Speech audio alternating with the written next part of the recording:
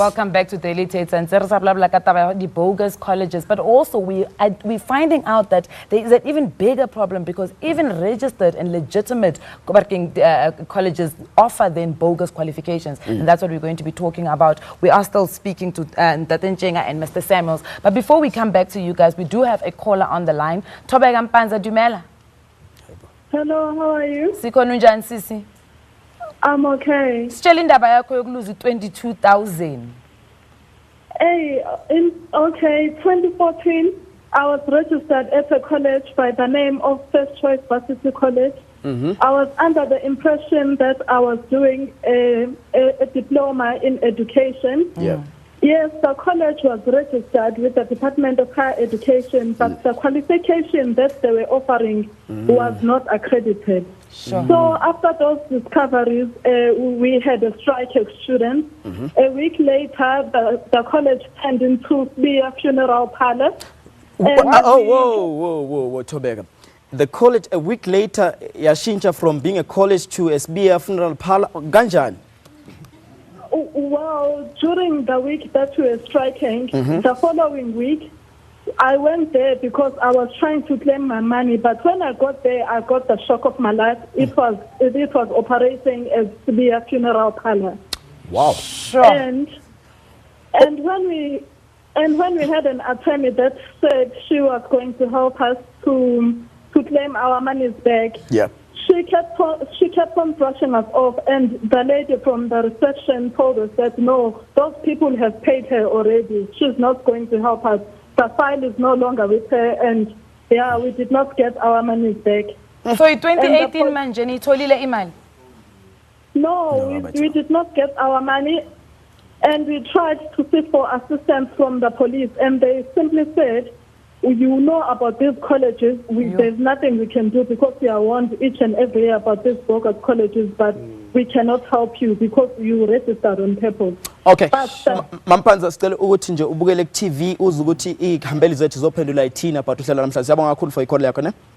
Okay, thank you. Bye. But you know, coming in also on social media, we've got some Kelo saying, I have experienced this in 2016 when I went to a nursing school, only to find out that the school is registered, but the course is not registered. I had to drop out and I lost 36,000 Rand. Dr. Shelley, I mean, these are heartbreaking, disheartening stories about people losing not only just money, but also time. You know, what type of recourse can we give these people?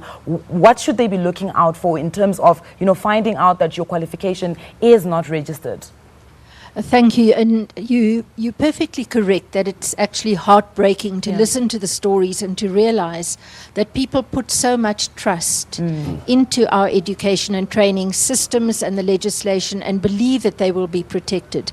From the Department of Higher Education and Training side, I believe that we have a number of steps that we've taken to try and address this, and I believe we are on the right road to doing this. The first step is that we rely very heavily on the South African Qualifications Authority and on our 3 quality councils. And that's the Council for Higher Education, Umalusi, and the Quality Council for Trades and Occupations. We rely on them to really perform their quality assurance functions credibly and relevantly and with validity. So when colleges come or institutions, private or public, want to have a qualification registered on the NQF, of which SAQA is the custodian, there's a clear process that has to be followed before SAQA will register that qualification. There will also be an accreditation number given to that college or institution. So prospective students need to ask those questions. They need to say, are you accredited? And even to say, may we see your accreditation certificate. But also I want to find out because how awareness, do you guys do such awareness for especially people coming in from high school to high institutions, because there's so much traffic from younger people wanting to study. They don't know such things until Daily Teta come up with a show like this, only then. But are you guys doing enough awareness, especially where you find youth ways, social media, or even at high school level?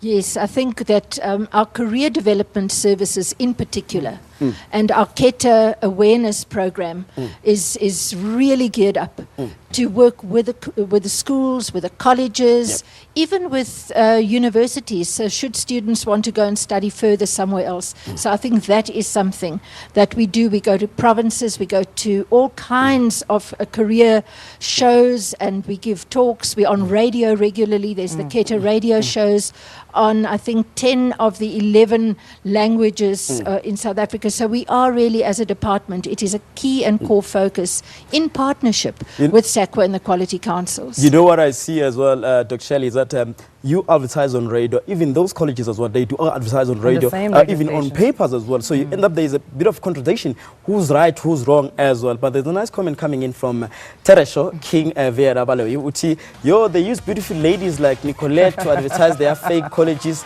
and the ladies would convince us. They would just fill in the forms to impress those ladies. Be careful, guys. So yeah, you need to be careful about those ladies on the street. Mr. Samuels, maybe you can also come in there. The young lady on the phone, Utobega, spoke about the fact that when they went to the police then said, but you guys know about these colleges.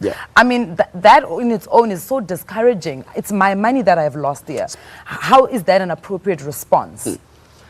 No, look, I think the important part here is that, you know, I think the sentiment is what I said earlier, you know, that prevention is better than cure. But also when you are in a very tough situation, I think, you know, you don't want to hear all of those things. You would like to have help. And you know, I think what we were saying earlier, it is quite important that there are ways in which, you know, people can, or where people can turn to. You know, as I said, you know, the police must do their job. In fact, if somebody comes and it's a criminal case, they must open the case and they must pursue it, you know, and I think people should actually say it's all right to come and to bring this to your attention and so on. They can't be turned away. You know, if something like that has happened to them, which is illegal. But Mr. Wonga as well, let me come to you and Gizo with umbono wako uthini kulolu daba. You know, these regulating bodies, they allow these colleges to trade or work to certain causes. But do they also visit back to see if they're still offering the same courses that they were given to, or a permission or after they're given that accreditation, it's up to them how they run these businesses? No. So the department does visit. I mean, all the SAQA, CHE, we had a CHE visit at the IIE 2-3 weeks back. So they do come. But you have to agree that the scale here is quite big. So to monitor and manage this, coming only from government side, it might be a challenge. So I want to go back though. So one is if a course or institution is not registered, I'm looking at the total amount that I've lost. If it's 15,000 and less, then I'm going to the small claims court. And then I say this institution is not registered or is not, it was giving me qualifications which are not there, or rather registered. Then I move on to the ones which are a bit high, 35,000 or 36,000.